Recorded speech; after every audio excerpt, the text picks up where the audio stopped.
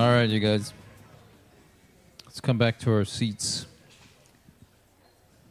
I should have said this before the break, so you could have got one of these. But we have these by the back door. So here's what we do. During this, we like to preach through the Bible, the books of the Bible, and sorry, that sounded kind of...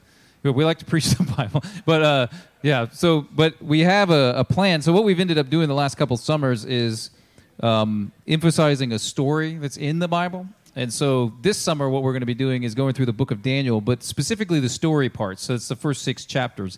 And what we made is a little bookmark to go along with that you can take. If you have a paper Bible, you can put it in the paper Bible, and it's kind of like, a bookmark. But it has the background, the biblical time frame, some themes.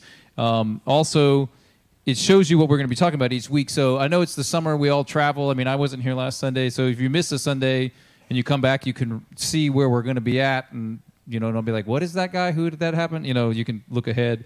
And it has some good Bible questions, which these questions at the bottom are very simple Bible study questions that you can use. Any one of us could lead a Bible study. You don't have to know a whole ton about the Bible to do it. I think there's a lot of times everyone gets intimidated, but you could lead a Bible study with just these questions. And we even have a resource on our website that has that, which, by the way, I'm going to say this. This is an invitation to all who will accept. If y'all remember, Pastor Kevin had put together a Bible reading plan at the beginning of the year. And it lasts just under 6 months. And so, depending on if you count by how Dalton did or how I did, if you had read that on the schedule of that thing, meaning one reading a day, because it's just lines and you check them off.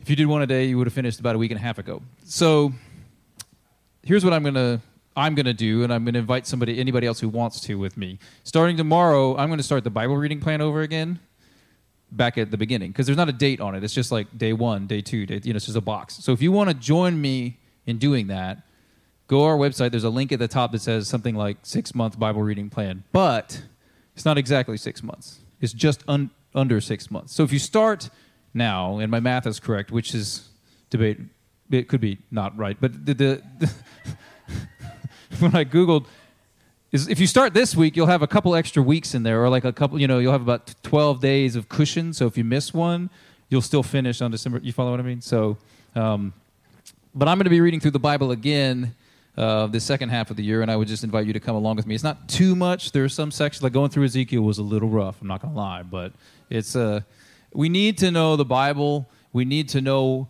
God's story. We need to know His Word, and it's good to go through it in small chunks because you can really see what's happening in that small chunk. But it's also good to go through it at a decent pace, which is what I would call this reading plan, because you start to see patterns develop. It's like, if you watch one episode of a TV show or something, you go, okay, I see kind of where they're going. But if you watch the whole, everybody binge watches things now, and you go, oh, okay, there's a plot going through the whole thing. You start to see more of that stuff when you read it in a plan. And a plan just helps you make sure you didn't skip stuff. Like when you're like, oh, there's a book called Habakkuk or whatever, like that kind of stuff. Anyway, but we're starting a new book today, the book of Daniel. And so if you're joining us for the first time, this is a good first time.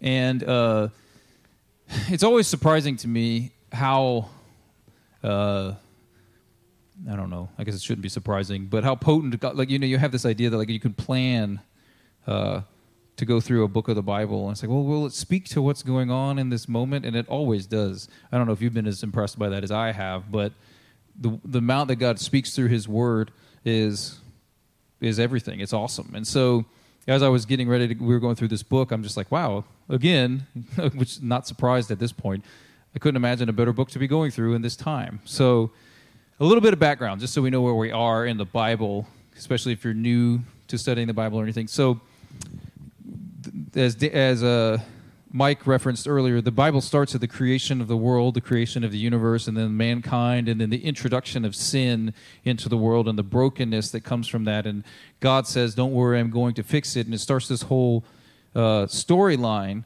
of the problem of separation from God, brokenness caused by sin, and God remedying that or setting out a plan to remedy it, which we're still within. And You start to see it go through in Genesis. He says, "God, Abraham," or his name's Abram. He's like, "I'm going to use you, and through you, I'm going to bring this, descendant that's going to bring redemption to the whole world." And then there's this people, the Jewish people of Israel that come from his descendants. And then God says, "I'm going to make a special agreement with you guys. Through you guys, I'm going to do all this sort of stuff." And they're like, "Yay!" And then they end up in slavery in Egypt, which we went through in Exodus, where God sets them free from slavery. He's like, "I'm going to take you into a promised land that I've set up for you." And eventually he does. And he's like, "Hey, guys, here's how I want you to run the place." And they go, sort of, but no. And then there's this constant tension between like what God wants and how they're kind of not doing it. And then God's like, "Look, if you don't do it, bad things are going to happen." And they're like, "Yeah, okay," and I'm being silly, but this is kind of how there's this back and forth. And if you read through this reading plan, you start to see this pause, fast forward, and eventually this plan is fulfilled in the coming of Jesus as that promised one. So I don't want you to get lost, but we're still back here in the timeline. And so they've been in this land of Israel. They've had kings, even though God was like, "I don't think kings is not the best idea for you guys." They're like, "Yeah, but we insist." And he's like, "Okay." And then they have kings, and then the kings end up breaking the country in half. So now you got like two kingdoms, and then a lot of stuff ensues, and God finally says, like, "Look, enough's enough. If you don't stop this stuff, then I'm going to have somebody," like, remember that time in Egypt? It's going to be like that. Somebody's going to come take you guys away again. And that's where we're at. It's a really sad time. It's a really dark time in one sense, where this is the beginning of what you hear as the exile, where they had it. They had the Holy Land. They'd been there. This is like after King David, after all those kings.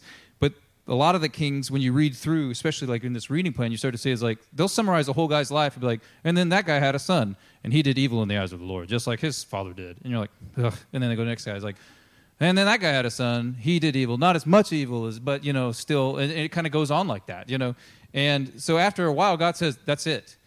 And there's a neighboring, we would call it nation, probably it was a kingdom. It's like this neighboring group, the Babylonians. He has them come in and take the captives from Israel and go back. And what the specific spot that we're at is, this is before they've kind of completely taken everything.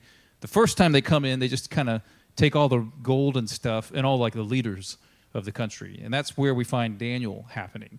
So Israel as a country, or Judah and all, it's not like what it used to be, and they're in exile.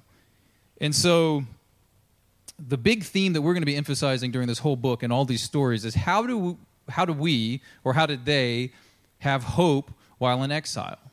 Okay? And just to be very clear, what I'm not talking about, this is not denial. Okay? I think I made it say, yes, not denial.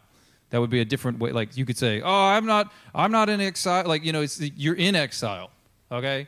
They are in exile. Now, we're going to learn from their experience and apply some of it to ours, because we're not in the exact same spot that they're in. But you can still learn things. This is how this works. But what we don't want to learn from this is denial. Because if they looked around, they're like, "I'm not in the promised land that God had promised us to be. And it's my fault, or our fault, largely. And so what are we going to do about it? How are we going to keep this hope while we're in this place? And what do we do while we're in this place?" This is the questions and the mindset that we want to have going through this. Because it's complicated. God allowed Babylon to take Israel into exile. So that's kind of like God allowing the bad guys to win, which is at least weird in a plot point. When you're like, "Well, God's really good," and all this stuff. Is like, well, why are the bad guys winning then? And people were asking those kind of questions. And you should ask those kind of questions. This isn't like, "Well, I don't want to," if you feel that way, you should ask. You said, "Well, why are," because those questions actually had pretty good answers. Israel had disobeyed. God had made a covenant with them. We heard language of covenant. He's like, this is agreements with God, contractual type agreements with God. You don't play around with that. Like, that would be the note I have. Don't play around with God. Like, you say, "God, I promise this." He's like, "Okay." You go, "I didn't really mean it." It's like, I'm not going to say, God probably, yes, God knows you when you don't really mean things, but I'm just saying it's not a good practice to do things like that, And Israel had been God had set up this covenant. We read about it from Moses and Deuteronomy and Leviticus, and there's contractual parts of it. If you do this, I will do this, and if you don't, I will do that. It's this kind of rewarding of obedience and punishment of disobedience. And the prophets had warned. You start to see this stacking up of these prophets in the Old Testament. They're like, hey, guys, we're not doing that part that God said. We need to get back to it. And the kings are like, whatever. You know, you see this in Micah. You see it in Habakkuk, actually. And then Habakkuk's like, God, why are you letting this bad stuff happen? You know, he's asking God this same exact kind of question. And Jeremiah ends up being the kind of main one, where Jeremiah is like, y'all, it's done. And if we don't change, it's over. Like, God's actually sending us away now. And they would, beat him up and stuff because they didn't like what he was saying. But he was the one who was right. We'll get back to Jeremiah in a minute. And then Babylon comes in and takes away the people into exile. And it gets into, the language of this is complicated, and I don't think we need to be too hung up on it, but I want to put it out for you to look at, because you go, well, did God do that? Or is this the result of the bad things they did? You follow the difference between those two things? Like God did that, or God let that happen, you know? And I would kind of say that both of those things, maybe you should spend some time thinking about and investigating as we go through this. I would say it's probably a weird mixture of both in a way that just can be expressed as God did it, but it's the result of, you look back in the book of Isaiah, which is years before this, the king, some guys show up from Babylon, and the king his Hezekiah, he kind of wants to impress everybody. So he's like, hey, check out how great we are. Check out all this. And he takes them in and he shows them. He's like, check out all this gold we have and how awesome we are. And they're like, uh-huh. And he's like, check out all this other stuff over here. And this is our temple. And all this stuff is gold. And they're like, uh-huh. And then they take him over. And then he's like, bye, guys. They're like, you're really cool. And then he leaves. And then Isaiah's like, what'd you just show everybody? He's like, I showed them everything. And he's like, okay, yeah. They're going to come take it all. And he's like, what? You know? And so the results of us doing things God told us not to do is probably a good way you could describe that as God causing it to happen or something like that. I don't know. You know, it's just a good thing to think about in your mind, because if you go too far into one of these areas, you can end up blaming God for everything in a wrong way, or also creating God as he doesn't actually do anything in a wrong way too. So I would argue it's probably some complicated mix of both of those things. But the big picture is, when you make promises to God, don't play around with that. And also, this is serious stuff. There are consequences to our actions. But we're only looking at the first chapter today. And so I put together I know it's summer, I know we're all tired, or in vacation mode. So I put together a plot line just for us to we can see where we're going with this thing. So chapter 1 is going to be these parts that we're going into exile, and then they recruit all the gifted people to serve. When recruit, you're voluntold that you're going to be helping you are now working for this new guy. But they're asked to give up their Jewish identity to do it, essentially. You'll see that. And then they don't, or a handful of them don't, at risk to themselves, and then they end up being vindicated by God. So that's what we're going to look at today as a way of engaging in hope within exile. And so let me pray. God, we pray that as we look at your word, Lord, that you would speak to us, speak to our hearts, and change our lives. Teach us to be hopeful people in spite of whatever we encounter. In Jesus' name, amen. So Daniel 1, I'm just going to read through this. In the 3rd year of the reign of Jehoiakim, king of Judah, Nebuchadnezzar, king of Babylon, came to Jerusalem and besieged it.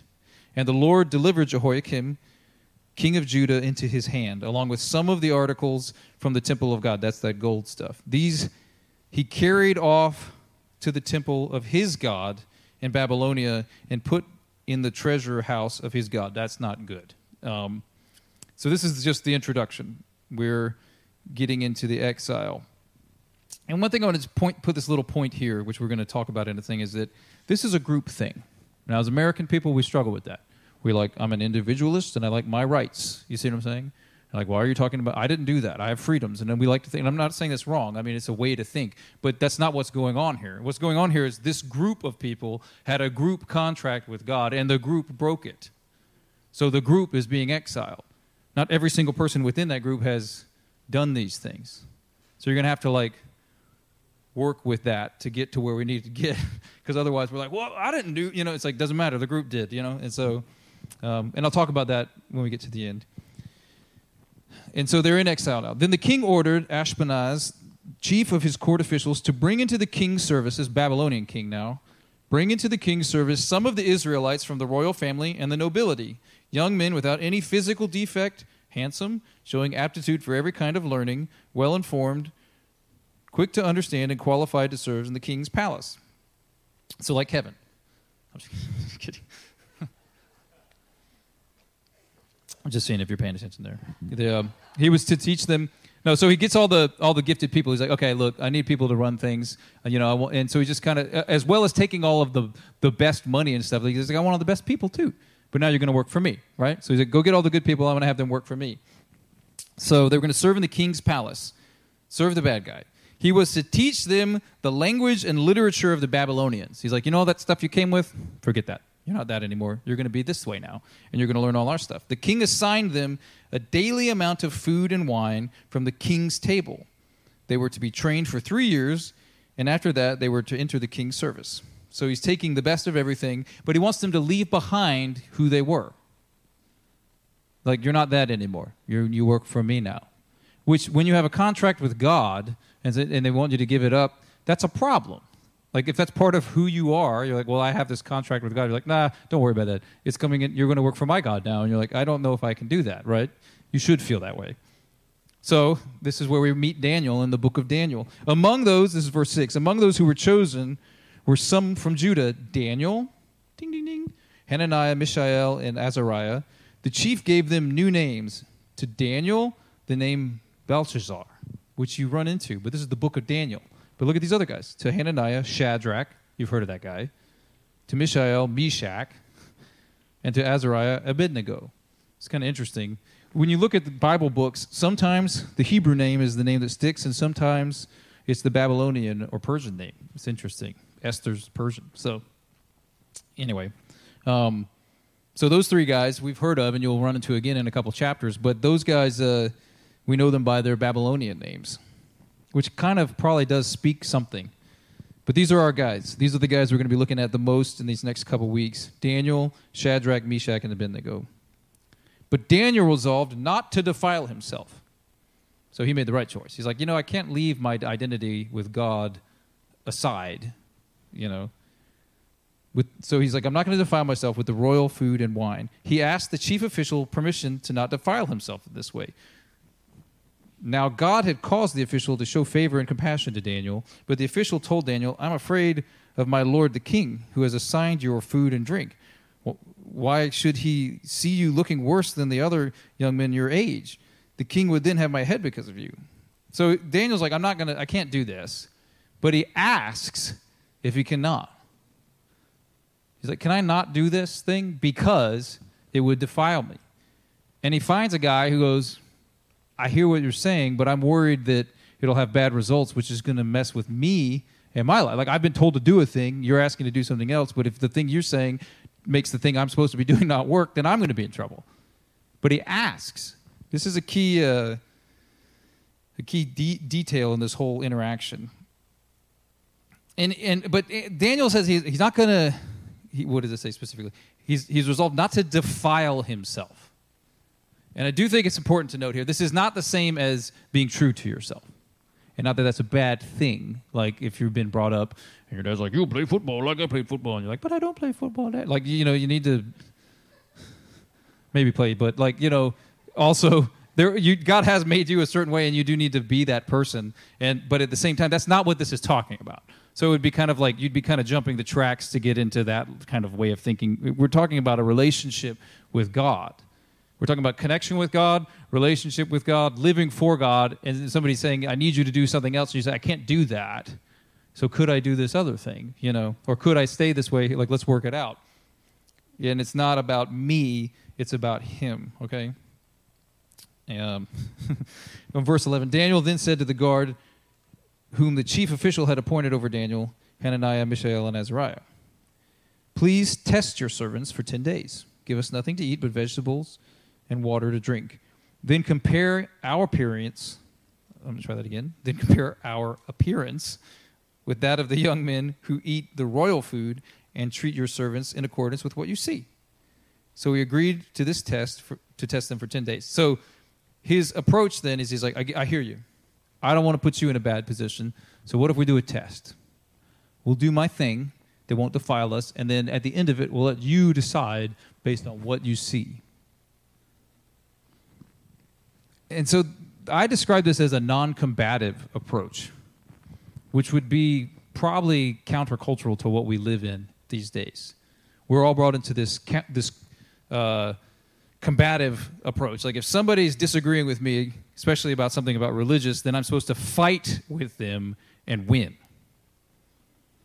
And I think this is because you're going to see in this book of Daniel a whole lot of different ways to engage with the enemy in exile or whatever, you know. You're going to see a range of things. And they're not all the same, and they don't all feel the same way. But I think it's important that we as Christian people see this non-combative approach. Because I think most of the things that we encounter in our daily lives that would feel this sort of way, like I'm a Christian person, I want to live that way in the culture, and the culture says, hey, we want you to do this other thing. You go, I'll fight with you about that. That's usually, I think, what we kind of are trained to do. I should fight you because you're bad, and then this whole combative thing starts. And what you see with Daniel doing, Daniel's a pretty smart guy. He's wise. Like you're about to see, he's like really wise. He goes, I hear what you're saying. I don't want to get you in trouble either, but why don't we test it? And I'm not saying we're always going to test things, but I'm saying this non-combative approach is important. And I think it's really important for us as Christian people to at least pray and think about engaging our culture this way, because I think that we've been brought up for at least 100 years or so, right about 100 years, to think only in a culture war framework, which would mean the person who believes something different than me is now my enemy. And I don't mean and love your enemy. I mean enemy that I need to fight and defeat so that I can take this land back from this person and I can assert my dominance in our culture and win. And I'm not going to say there aren't things that we should war about necessarily, but this framework keeps us predominantly focused on, when we talk about our war is not against flesh and blood, and it keeps us predominantly focused on flesh and blood, like people that we hate. And then we start to become self-righteous and justifying how we hate them, and we just see everything as a fight. So I think it's really interesting that the very first thing they encounter, Daniel doesn't fight about it. He chooses, a non-combative approach. So put that in your toolbox. That might be an option. Because we get ourselves into a lot of trouble fighting culture wars that we probably shouldn't be fighting at all. And that doesn't mean, and I'm not saying I just want to be very clear, I'm not saying at all to give in to the pressures of society. I'm talking about how do we live as Christian people in a society that largely isn't. One of the options is to take a non-combative approach. And so take that and put it in the toolkit. Because here's the thing. When you view everyone as an enemy, remember we were talking about the struggle between the group and the individuals and the individuals within the group? Like Daniel's not a bad guy, all right? He got a book of the Bible, okay? That's a good guy. And I'm being a little simplistic here, but he's a good guy. And you're going to see a lot of good examples of Daniel. He's in the exile, which is something that Israel is being rightly judged by God for, and he's experiencing it. And he knows that it's right. But he also knows, I want to live rightly for God in this time. And if he looked at all Babylonians and was like, you're all evil, and called them whatever label was appropriate for the people he hated, he wouldn't have found this guy who was favorably disposed towards him. You know what I'm saying? Like, they actually became friends, this Babylonian guy and him. They're like, we actually like each other. That's favorably disposed. So you're like, I don't want to get you in trouble either, man, but I can't defile myself against God. That's more important to me. And the guy's like, I see what you're saying. Let's try your thing. If it works, it works, And that's the kind of confidence we need, because in a culture war thing, you feel like we have to fight to win, because if we don't, we will lose. And when you have the confidence that Daniel has, he's like, it does work. Yeah, let's test it, because it works. Right is right. Not because I said so. You follow what I mean? The guy agrees with them. And at the end of 10 days, they looked healthier and better nourished than any of the young men who ate the royal food. It works. So the guard took away their choice food and wine, and they were to drink that they were to drink, and gave them vegetables instead. So not only does it work, the guy's like, this works so good, I'm going to do the same thing with everybody else. So his stance, his non-combative stance, opened up these are all Israelite people now. Or at least I think they are. At least the ones that we're talking about in this story are. So some of these guys, I guess, chickened out and defiled themselves, but this small group, these 4 guys, didn't. And because of that, God's like, there's space made for everyone to live in a non-defiling place. So this is interesting. And God vindicated them. In verse 17, so the 4 young men, God gave knowledge, understanding of all kinds of literature and learning. And Daniel could understand visions and dreams of all kinds. This is deep stuff. So he's like understanding the Babylonian stuff, his stuff, God's stuff, dreams and visions, and we're going to see some of that. And at the end of the time set by the king to bring them into his service, the chief official presented them to Nebuchadnezzar. The king talked with them, and he found none equal to Daniel, Hananiah, Mishael, Azariah, Shadrach, Meshach, and Abednego. So they entered the king's service. In every matter of wisdom and understanding about which the king questioned them, he found them 10 times better than all the magicians and enchanters in the whole kingdom. Duh. This is what happens. And Daniel remained there until the first year of King Darius. So this is just the introduction. So Kayla, you can come on up here, actually. So Daniel and these guys, they're in a place they probably didn't deserve. Like him and his friends, these guys probably didn't deserve this situation that they find themselves in. They probably didn't like it. And they found themselves living in a situation they didn't like. And they found themselves having to confronted with things that were actually against their relationship with God. And they had to find ways to work with it. And by taking this kind of approach, God opens the door that not like in this situation, it works out that not only are they like they're vindicated like right now, like other people are like, geez, this guy's right. And then the king himself, the bad guy king, is like, well, these guys are way better than everybody else you're even bringing out here, you know? And you can have this kind of faith posture in any situation. But I got some notes here. Just want to, because I think it's a pretty simple story. You understand the idea. But it's setting up kind of the direction we're going to go with the rest of the book. Exile is not always your individual fault, but it is our group fault. Exile is not... So what I'm saying with that is there's a tendency... I mean, especially if you've been going through some of the, disappointments that's been happening in the church with leaders, these big leaders, and everybody follows different church things. So different leaders, like when the Ravi Zacharias thing happens, that affects like some people, and they're like, oh my gosh, like that. Well, that guy's books like led to me coming to know the Lord and everything, and it turns out he's doing all this like crooked stuff. Or like, oh, Mike Bickle, he's like leading this prayer thing, and like this is really what awoke. I really got dedicated to the Lord into this, and you find out they're doing all this bad stuff. Or this new guy, Robert Morris, is like, these are big time names, people that write a lot of books and do a lot of stuff, and then you find out, wait a second, there's like all this hidden stuff in the background. It can get kind of, I don't know, can make your head spin. But we're all part of the one church that there is, okay? And I've even left out like the Catholic Church and all that stuff they were going through 20 years ago with the all that stuff, molestation and stuff like that. That's the same church. There's one church. There's one body, one church, one group, and we're all a part of it. And you go like, I've never even heard of Mike Bickle.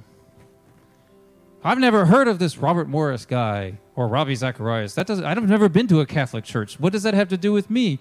We're part of his body, just like they are.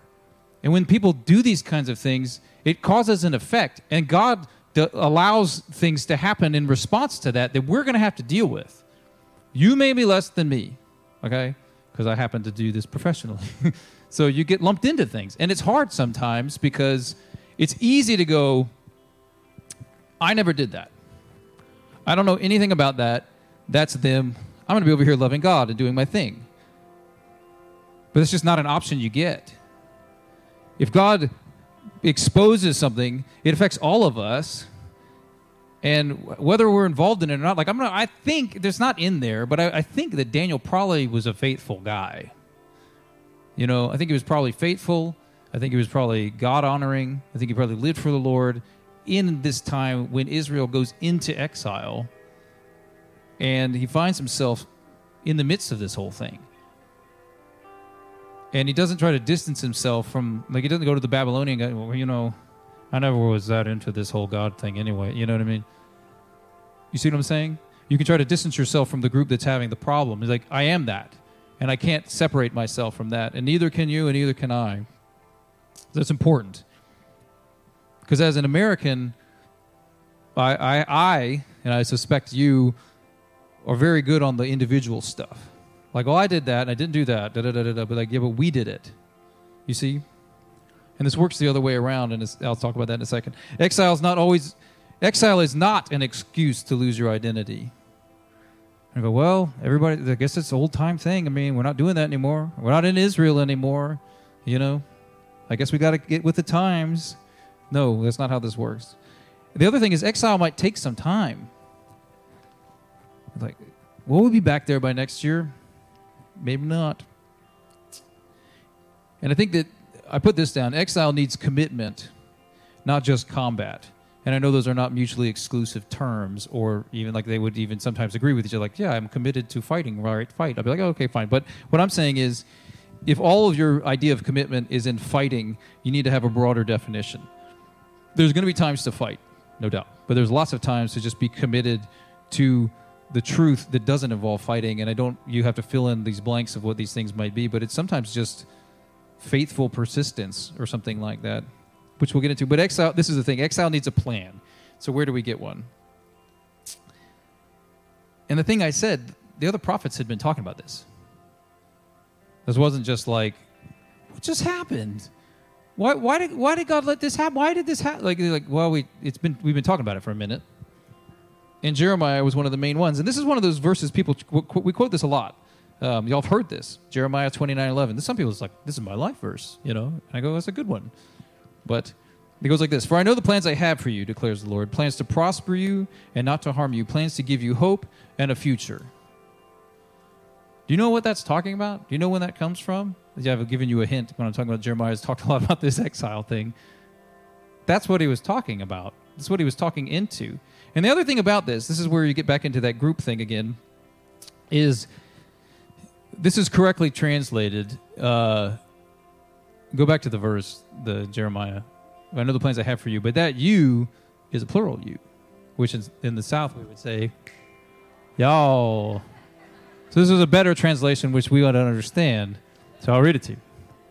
For I know the plans I have for y'all, declares the Lord. Plans to prosper y'all and not to harm y'all. Plans to give y'all hope and a future. That's what that's saying. And that would include us as an individual as well. But he's talking to a group.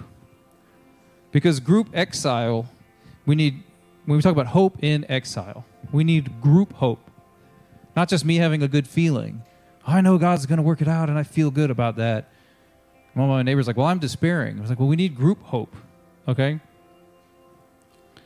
Because this group, the hope I have affects, and the hope you have or don't have affects me, and mine affects you.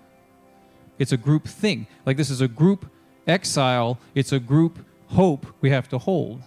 And like, I have to have hope for you, but you have to have hope for me or for each other. Not denial, hope in spite of what we're facing. And hope. I mean, here's the thing. When I told you about that thing, because we can get too self-focused.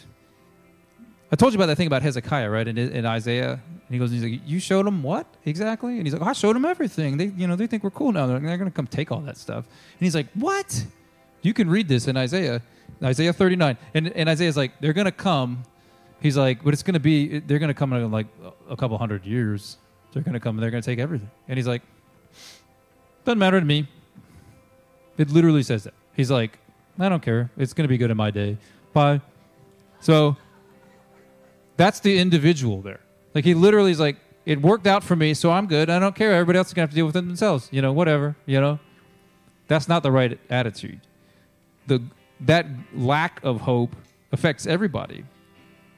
And I think that we've been tempted by the world to lose our hope. And I just want you to pay attention to the kind of things you say and the kind of things you fill your mind with. If they're hope-stealing, they're probably not of the Lord.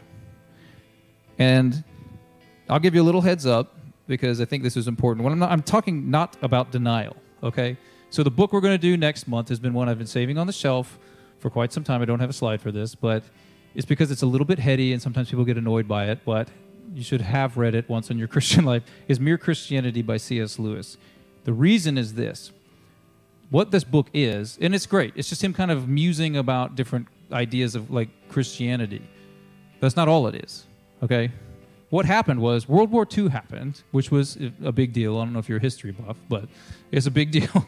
That was a joke. Anyway, World War II was this hugely world-altering event, and it was causing everybody to go like, I mean, there was a crazy person in Europe that was taking over the world, and they weren't able to stop him. Like, we look back on World War II and go, yeah, America, we won that thing. You know, like, yeah, we did, but it was like, at the time that this was written, they weren't sure what was going to happen. You see what I'm saying? Hitler was, every time somebody was like, he's not going to be able to take, he did. And then, well, he's not going to take over. And then he kept, and then, but they were backed up against the wall, and then he was bombing England nightly, and they couldn't stop him from doing it. And they were like, these are British people now, see? And they're going, we're the next thing to fall, and we might lose. And so the BBC said to C.S. Lewis, hey, this Bible thing, this Christianity thing that you guys are believing, seems like it should talk about stuff. Seems like it should really matter. Like, does it matter or not? Because, like, we're all about to die, so does this matter or not? At all. Like, you're insisting, like, well, God this and God that. And you go, well, this guy's, he's taking over the world. Like, does this even matter? Does any of this matter? And they said, can you at least come on the radio and talk about that? And he was like, yeah, I could do that, which is pretty bold to do. But then that thing, like he was making nightly addresses or some regular, it says this in the intro of the book. He says, like, they asked me to say, like, what is this thing all about? And why does it even matter? Especially if there's a guy taking over the world and he might kill us all. And he's like, well, here's why. And then this is the book. They turned it into a book later. The term mere Christianity is kind of a joke because to the intellectuals, be like, that's a silly thing to believe. That's like a fairy tale. And he's like, it is like a fairy tale, but it's not as silly as you think it is. Like that mere Christianity. It's kind of that sort of a name. And so I want you to read that knowing this. It fits perfectly with being in exile because, guys, we're in an exile. If you're a Christian person in the world, you're always going to be in exile. Always. Until the Lord finally comes and vindicates all things. And it's okay. It's okay. But we have to have the right mindset to make it through. Because you can get to where you start to, always lament for the way things were or the way things might be or da-da-da-da-da, and you lose the moment. Because God, it's not God's fault we are where we are. But God has allowed it. And God, either way, like whether God causes things or allows things, and I usually find that people are too bold when they say for certain that God did certain things. So if you talk like that, I might be like, I hear you, but I always put like circle that and go maybe. You know what I mean? Because it's like you don't know. But God causing something or allowing something, and the difference between those two things may not be as big as it may seem. It doesn't really matter, okay?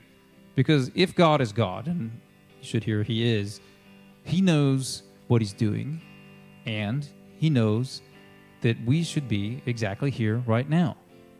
God didn't want you living 100 years ago or 100 years from now. He wanted you and me to be living here right now. Or else He's not God. So the question is, what do we do about it? How do we respond to it? Let me read you this whole chunk. We're going to talk about having a plan. Exile, you need a plan. Okay? Jeremiah 29. This is kind of the rest of it that comes around it. This is what the Lord Almighty, the God of Israel, says to all those I carried into exile from Jerusalem to Babylon. Build houses and settle down. Plant gardens and eat what they produce. Marry and have sons and daughters. Find wives for your sons and give daughters in marriage, so that they too may have sons and daughters. That's multi-generational right there. Not just thinking about ourselves. Increase in number there. Do not decrease. Also, seek the peace and prosperity of the city to which I've carried you into exile. Pray to the Lord for it, because if it prospers, you too will prosper. Yes, this is what the Lord Almighty, the God of Israel, says. Then there's this. Do not let the prophets and diviners among you deceive you. Do not listen to the dreams you encourage them to have. Meaning they're like making up dreams because y'all told them that's what you wanted to hear, okay? They are prophesying lies to you in my name. I have not sent them, declares the Lord. And there are people I have in my mind when I'm reading that, and I will gladly talk about it with you, just not from here. So, this is what the Lord says. When 70 years are completed for Babylon, I will come to you and fulfill my good promise to bring you back to this place. For I know the plans I have for you, declares the Lord, plans to prosper you and not to harm you, plans to give you hope and a future. Then you will call on me and come and pray to me, and I will listen to you. You will seek me and find me when you seek me with all your heart. So this is the thing. I believe we're in an exile. I believe we might be in it for quite some time. And our choice is not to deny it, but how do we have hope in it? And it's not to avoid sufferings per se, but it's how do we respond to it? Some of this is our own making. Some of it's not.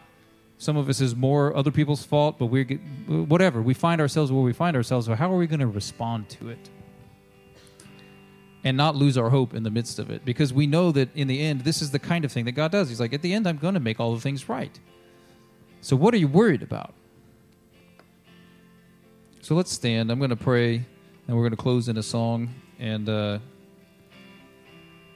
think this is going to be a good thinking book for us this summer, because Daniel does and says some interesting things that are both encouraging and challenging. So, Father, I pray that you would help us to see what it is that you would have us do in this kind of time, to live faithfully in an exile. And I pray for eyes to see and ears to hear, that we not just get caught up in the words and the fights of the day, but that you help us to see solutions like this one Daniel found in Daniel 1, Lord. Help us to find these kind of solutions in our own lives. And help us to be faithful to you no matter what and no matter where, and believe in the hope that you have put in us. In Jesus' name, let's sing this song together. To you, Lord.